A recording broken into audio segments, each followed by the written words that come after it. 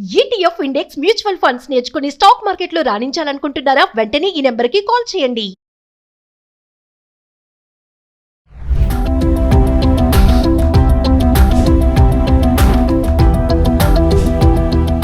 నమస్తే, welcome back to Suman TV.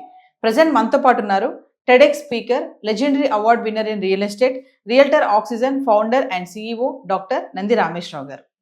నమస్తే sir. నమస్తే అమ్మ. సార్, అమెరికాలో ఉన్నటువంటి పిల్లల్ని చూడడానికి వెళ్ళాలి అంటే ఇక్కడ నుంచి పేరెంట్స్ 15,000 రూపాయల డాలర్లు పే చేయాలంట. అంటే దగ్గర దగ్గర 13 లక్షలు. బాండ్ యాక్ట్ చెప్తుంది. ఏంటి సార్ అసలు కొత్తగా మళ్ళీ ఈ రూల్ ఏంటి? ఆల్రెడీ ట్రంప్ గవర్నమెంట్ గతంలో కూడా దీన్ని తీసుకొచ్చిందంట, కానీ ఇంప్లిమెంట్ చేయలేదు. మరి ఇప్పుడు స్టార్ట్ చేయడానికి గల రీజన్ ఏంటి? మొత్తం ప్రపంచం అంతా డబ్బు డబ్బు డబ్బు, మనీ మనీ మనీ. అదే మనీ మనీ సినిమా కూడా వచ్చింది. సో మన కంట్రీ బాగుపడాలని, మన ఫ్యామిలీ బాగుపడాలని ఎదుటోటి ఫ్యామిలీ మీద నెత్తి చేపెట్టి పైకి రావడం, ఇది ఎగ్జాక్ట్లీ నాకు అది అనిపిస్తుంది. ఎందుకంటే వాళ్ళకి రెవెన్యూ లేదని, లేదా ఇంకేదో కష్టం రెస్టారెంట్లోకి వస్తుందని ఈ ఉద్యోగాలు తీసేయడం, ఇవన్నీ కూడా ఒక సాడిస్ట్ మెంటాలిటీ పనులు. ఎందుకంటే ఈ కంట్రీ టు కంట్రీ రిలేషన్ అంటే వైఫ్ అండ్ హస్బెండ్ లాగా, లేక బ్రదర్ అండ్ సిస్టర్ లాగా రిలేషన్షిప్. ఆ రిలేషన్షిప్ మెయింటైన్ చేస్తే ఎంతో దూరంగా వెళ్తాం, లేకపోతే ఆదిలోనే అంతం అయిపోతాం. బిగినింగ్ వెళ్ళకుండానే మర్డర్ అయిపోతాం.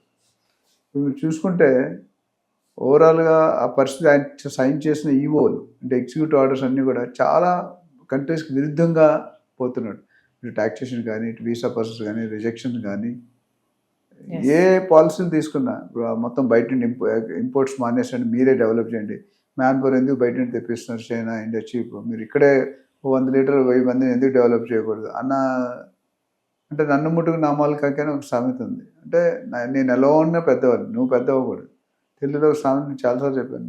ఎదుటోళ్ళకి నాకు ఒక్కరిని తీసిన వాళ్ళు 4 మంది 2 గలు తీసే అంటాడు. అందులో ఆనందించే వాళ్ళు ఉంటారు.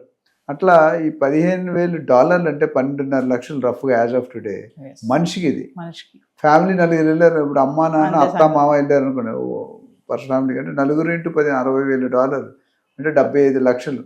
అంటే సార్ ఇప్పుడు మామూలుగా డెలివరీ టైం కోసం అని చెప్పి, లేదంటే అక్కడ హెల్త్ బాగోకపోతే పిల్లల్ని చూసుకోవడం కోసం అని మరి వెళ్ళాలంటే వాళ్ళ పరిస్థితి ఏంటి? ఆయన పాజిటివ్గా ఎలా చెప్తున్నాడంటే, బయట వాళ్ళు వచ్చి మన కంట్రీలో ఇబ్బంది పడుతున్నారు, మోసాలు చేస్తున్నారు, ఇల్లీగల్ ఎంట్రీ అవుతున్నాయి, స్కిల్డ్ పీపుల్ రావటం అనే దీంట్లో పెట్టాడు. సో కొంతవరకు అది కరెక్ట్ అయినా, బట్ ఇంత ఇంపాక్ట్ పెడితే ఒక 500 పెట్టకూడదు. 500 డాలర్లు అంటే ఓకే, 80,000 లక్ష 2 లక్షలు. ఒక మనిషికి ఫ్యామిలీకి పెట్టినా బాగుండదు. మనిషి కంటే అమ్మ నాన్న ఖచ్చితంగా వెళ్తారు. ఇప్పుడు కొడుకులు కూతుర్లు అమెరికాలో ఉంటే అమ్మ నాన్న 6 నెలలకు ఒకసారి 3 నెలలకు ఒకసారి వెళ్తున్నారు. I know so many people for going quarterly, half yearly, yearly వెళ్ళి నెలలు. ఇప్పుడు వాళ్ళు ఏమంటారు, మనకి వీసా చెప్తాం కదా, వెళ్ళి 2 రోజులకి వెళ్తాం, వాట్ ఇస్ ద పర్పస్ అని. ఇప్పుడు వాళ్ళకి అడ్వాంటేజ్ ఏంటంటే, మనకి డిసడ్వాంటేజ్. ఇప్పుడు మీరు మీ హస్బెండ్ వెళ్ళారు, 30,000 అంటే 25 లక్షలు కట్టారు, రైట్? 25 లక్షలు కట్టి మీరు you are suppose to come back in 1 month.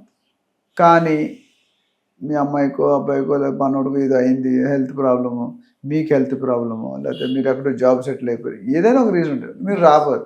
మీరు తిరిగి రాకపోతే డబ్బులు ఇవ్వడు. Bond is expired. మీరు 4 రోజులు అంటే మేబీ 2-3 డేస్ ఇట్లా చూసి కదా. సో మీరు మళ్ళీ ఒక 6 నెలలు 1 year 2 years తర్వాత వెళ్తే వ్యాలిడ్ ఉంటుంది కదా, ఆ డబ్బులు తిరిగి రావు. ఆ డబ్బులు ఎక్కడ మిగిలిపోతాయి?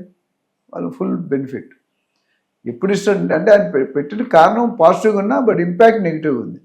ఎందుకంటే మన వాళ్ళు కూడా కొంతమంది, మన వాళ్ళు కాదు మిగతా కంటే కొంతమంది ఇల్లీగల్ పనులు చేస్తున్నారు, చేయలేదు అనేది. ఇప్పుడు మన ఎవరో సూపర్ మార్కెట్లో ఒక లేడీ మొత్తం అన్ని తీసుకొని వెళ్ళిపోతే సీసీ కెమెరాస్ పట్టుకొని పనిష్మెంట్ ఇచ్చారు. అది తప్పు. అది మన కంట్రీకే బ్యాడ్ నేమ్. ఒక్క మనిషి 150 కోట్లు, ఒక్క మనిషి తప్పు అని చేస్తే మొత్తం 150 కోట్లకి వర్తిస్తుంది, which is not a good sign. So అందుకని ఆయన రూల్స్ ఏంటంటే బేసికలీ ఈజ్ డిస్కరేజింగ్. అంటే స్టడీస్లో కూడా ఏం చేశాడు, ఇప్పుడు మీకు వెళ్ళిన తర్వాత 50 లక్షలు 60 లక్షలు పెట్టి మినిమం 50 లక్షలు ₹1 కోటి పెట్టి మనం చదువుకోవడానికి వెళ్తాం. ఆయన ఏమంటే రండి చదువుకోండి, చదివిన తర్వాత వెళ్ళిపోండి, ఇక్కడ ఉండొద్దు. కానీ ఇచ్చినాడు అంత తెలివైనడు ఉంటాడు కదా, వాడు ఏమంటే నేను ₹1 కోటి ఖర్చు పెడితే 5 కోట్లు 10 కోట్లు ఖర్చు పెట్టి బయటికి వెళ్తాను. అది there is a slip between the cup and the lip. వీళ్ళ థింకింగ్కి వాళ్ళ థింకింగ్ తేడా ఉంది. అంటే సార్ విజిటింగ్ వీసా పైన వెళ్ళిన వాళ్ళు అక్కడ విజిటింగ్ కోసం వెళ్ళినట్టుగా కాకుండా అక్కడికి వెళ్ళి వేరే పనులు ఏమైనా చేస్తున్నారు? ఇప్పుడు restaurants, petrol bunks, super markets, gas stations అన్నీ కూడా ఇల్లీగల్ ఎంట్రీస్. నాకు తెలిసిన వ్యక్తి, ఎవరి పేరు చెప్పలేను కానీ, ఒక వ్యక్తి మంచి మల్టీనేషనల్ కంపెనీలో పనిచేస్తూ పార్ట్ టైం రెస్టారెంట్ అందులో ఒక్కొక్క రెస్టారెంట్లో 12 నుండి 15 మంది, all illegal entries, different countries, మన ఇండియానే కాదు. సో ఆ 15 మంది అసలు ఉండే అర్హత లేదు. $2,000 ఇస్తారు నెలకి వాళ్ళకి. ఒక హోటల్లో పనిచేస్తారు, 2,000 ఫుడ్ అన్ని పెట్టి $2,500 ఇస్తారు. ఆ 2,500 ఏ పనైనా చేయడానికి రెడీగా ఉంటారు. అటు గ్యాంబ్లింగ్ అవ్వచ్చు, క్యాసినో బార్స్ అవ్వచ్చు, చాలా ఉన్నాయి అక్కడ. సో ఇవన్నీ కూడా వాళ్ళకి నాలెడ్జ్ ఉంది. ఒకప్పుడు అంత ఎవరు పట్టించారు. అంత ముందున్న బుష్ గారు కానీ, క్లింటన్ కానీ, జో బైడెన్, వీరెవరు కూడా అంత సీరియస్. ఈయన ఎందుకు ఒక పగలాగా అనిపిస్తుంది, ఒక కక్షలాగా అనిపిస్తుంది, సో కక్ష సాధింపులా ఉంది. వీడు మనకంటే పెద్ద టాప్ హ్యాండ్లో ఉండొచ్చు. ఇప్పుడు మేడ్ ఇన్ ఇండియా అనేది మేడ్ ఇన్ అమెరికాలో కూడా పెట్టారు. సేమ్ మోడీ గారు దయా, మేడ్ ఇన్ ఇండియా అనే కాన్సెప్ట్ మోడీ గారు కనిపెట్టారు. దానివల్ల ఎన్నో ఇండస్ట్రీస్ ఇక్కడ ఉత్పత్తి అవుతున్నాయి, తక్కువ కాస్ట్కి అవైలబుల్. ఇప్పుడు అమెరికాలో కొనుక్కోవాలంటే ఇంపోర్టెడ్ ఐటమ్ ఏదైనా కాస్ట్లీ ఉంటుంది. పర్ఫ్యూమ్ తీసుకుంటే ఇక్కడ 500 ఉంటే అక్కడ 5,000 ఉంటుంది. మేబీ కొద్ది క్వాలిటీ బాగుంటుంది, బట్ 10 times క్వాలిటీ అంత మారదు. ఏదైనా పెర్ఫ్యూమే, మన అత్తరు పెడితే ఏ పెర్ఫ్యూమ్ పనిచేయదు ఆ స్మెల్కి. సో ఇక్కడ ఓవరాల్గా చూసుకుంటే ఈ బాండ్ అనేది కొంతమంది ఎవరైతే ఉండిపోతున్నారో, మేబీ పాజిటివ్ రీజన్స్ అవ్వచ్చు, లేదా జాబ్ వచ్చి సెటిల్ అయిపోవచ్చు, ఎనీ రీజన్. ఆ రీజన్ ఏదైనా డబ్బులు వెనక్కి తీసుకోవడానికి కాదు. ఇప్పుడు 10 ఫ్యామిలీలు ఉండిపోయాను, 10 ఫ్యామిలీ ఇంటూ 30 లక్షలు, 2.5 crores just it is without any efforts.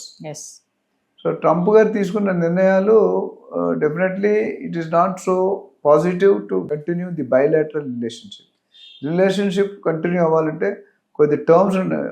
నువ్వు అరే అంటే నేను ఒరే అంటాను, మీరు ఏమండి అంటే నేను ఏమండి అంటాను.